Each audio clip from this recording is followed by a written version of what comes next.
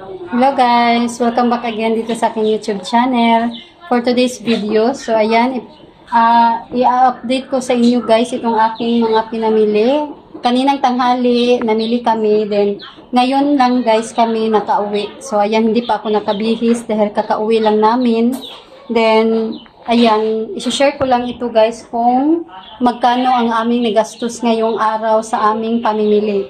So, dito sa aming tindahan, kapag kami ay namili, aabot talaga ng hindi bababa sa 10,000 yung aming magagastos sa aming pamimili. Natagalan kami guys kasi bumili pa kami ng school supplies para sa aking anak din sa aking kapatid. Nagpabili sila ng mga notebook nila. Kaya ayan, natagalan kami dahil mataas ang pila doon sa mga school supplies. So, dalawang store ang aming binilhan, aming pinuntahan. So, ang taas ng pila talaga guys. So, madami-dami kasi ka-start lang ng pasukan ng klase. Kaya marami ngayon ang bumibili ng school supplies para sa kinakailangan nila sa kanilang paaralan. So, ayan guys. Update ko sa inyo itong aming mga pinamili. So, ibabaliktad ko lang itong camera. So, merong tatlo dito sa loob ng aming bahay. Dito nilagay. Then, merong dalawang plastic ng chichirya. At ito guys ay parang chichirya din ang laman nito. Then, merong tatlo dito guys sa labas. Ayan, tatlong box.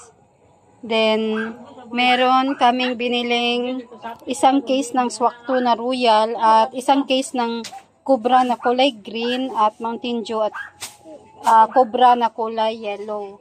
So, ayan guys, ito yung aming mga pinamili. Then, meron pa dito sa loob nakalagay itong EQ. Ayan. Then, ito.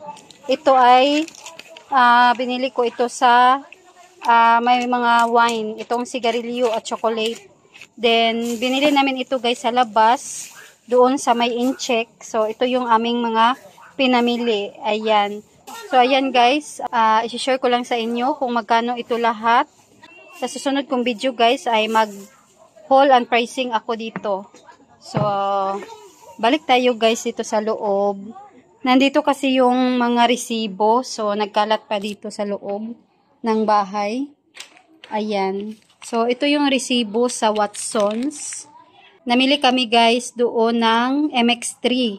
Doon ako bumibili ng MX3 capsule dahil pag bumili tayo ng isang box, merong free na isang box din ng kape.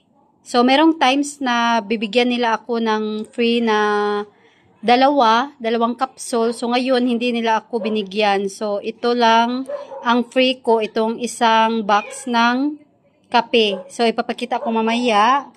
At, ito naman guys, ayan, ito ay sa sigarilyo. Ayan, 3,437 ang aming nabayaran.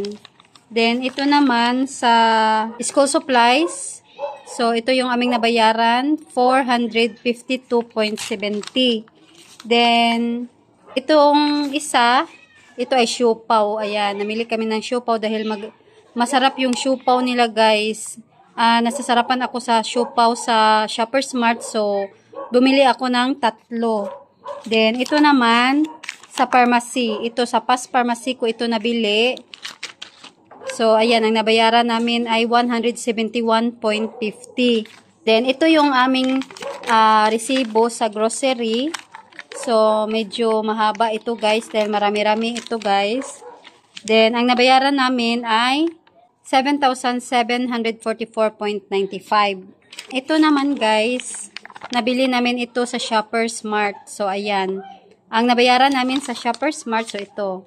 Ayan, Shoppers Mart. So, medyo, guys, medyo malabo itong kanilang ink sa kanilang resibo. Then, ayan, ito yung aming nabayaran sa Shoppers Mart, 3,755. Then, namili kami doon sa labas ng Cobra, dalawang case ng Cobra. Dalawang case ng Cobra ang binili namin sa labas, then isang Mountain Dew. So, ayan, ang nabayaran namin doon ay 580. Then, pumunta kami doon sa may incheck, magkatabi lang doon. Pumili ako doon ng mga bubbles, then merong mask, at iba pa guys. Ipapakita ko na lang sa susunod kong video. Mag-haul and pricing ako sa aking mga paninda, sa aking mga pinamili. Ayan, para dito sa aking tindahan. Ang nabayaran namin doon guys sa may incheck ay 470. Nagpa-load din kami sa 7-earn. Ayan, 1,000 lang ang aking niload doon dahil meron pa akong natira na load. So, may lamok. So, nagload ako ng Globe 500, then nagload din ako sa Smart ng 500. At pumunta din kami doon kasi may sadya akong pinunta doon dahil yung load ko noong August 25 ay hindi pa dumating. Ayan, pinakita ko sa kanila yung aking loader. Ayan, na hindi dumating talaga sa akin yung aking load. Hindi kasi ako nag-erase ng mga confirmation ng aking cellphone. Saka lang ako magdi-delete kapag magsabi na yung aking cellphone na memory full.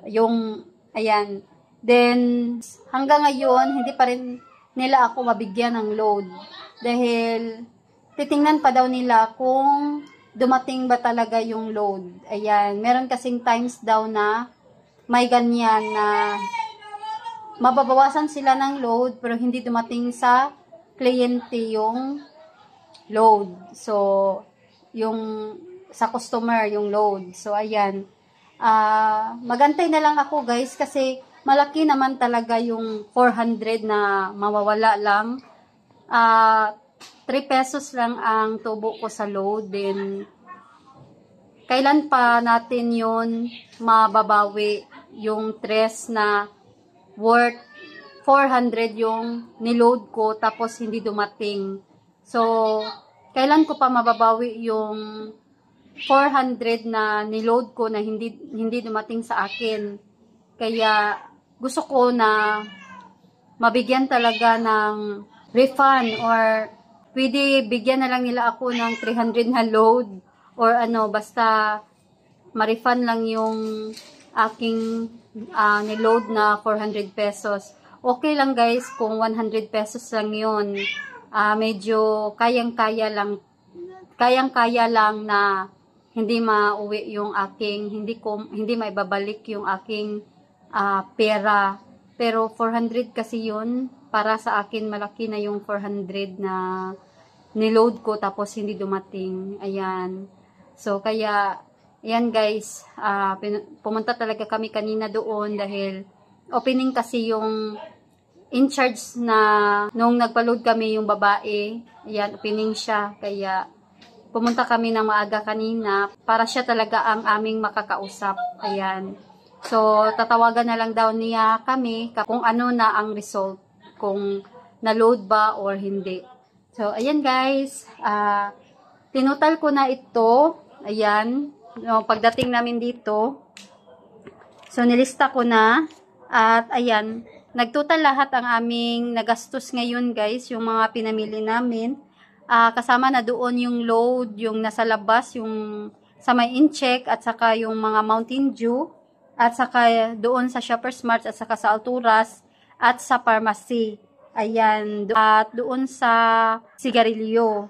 So, nagtotal lahat guys ng 18,228. So, hindi pa kasama doon yung pamasahe at saka yung labor. Ayan, hindi ko na isasama yung mga para sa akin, natural lang kasi yun guys, kasi hindi naman talaga namin makakaya pag kami ang nagbubuhat doon, galing doon sa kalsada, papunta dito sa amin sa looban, kasi malayo-layo talaga, din mabigat. Hindi naman kaya natin na mga babae na magbuhat ng mga mabibigat. So, ayan guys, nagtotal lahat ang aming mga napamili kanina na 18,228. Update ko lang sa inyo guys itong aming mga nagastos ngayong araw. So, Ayan guys, sana ay nagustuhan ninyo itong aking video for today at sana ay naiintindihan ninyo dahil pagod na ako guys kasi lumakad kami ng 8:30 ng umaga. Kasi meron akong pinuntahan, nagbayad kami ng tubig, meron kaming pinuntahan, tapos natapos kami ng mga 12 ng tanghali. Pagkatapos namin sa aming mga nilakad, mga tanghali, mga 12 o'clock. So, pumunta kami sa McDo at doon na nananghalian.